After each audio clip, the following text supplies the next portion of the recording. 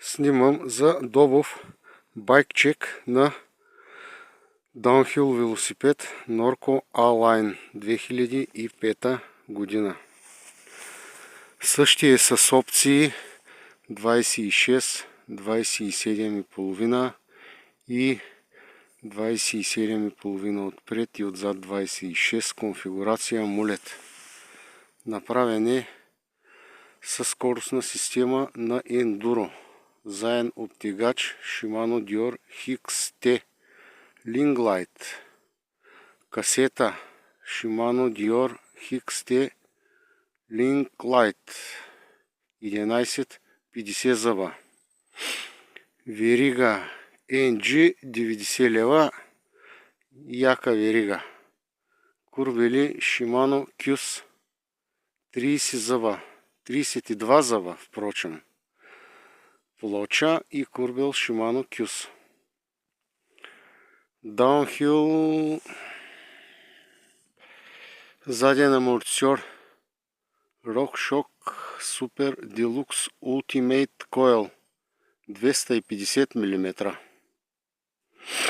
В момента колелото е конфигурация 27,5 отпред и отзад. Вилка Марсочи Бомбер 888 RK3 Evo 120 мм ход. 2 ребаунда, 3 компресии, Evo патрон. Много яка вилка, конкурираща Fox 40.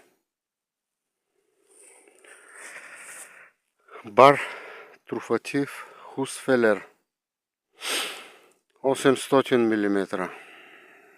Лапа Марсочи Бомбер. Чашки от най-яките оригинални. Пик. И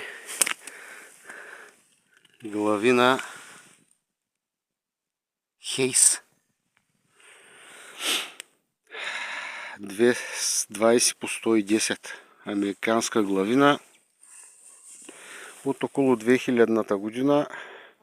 Не се произвежда вече такова нещо. Шини Jet Set 27,5 тюблес, направени с гуми с боза отпред, отзад.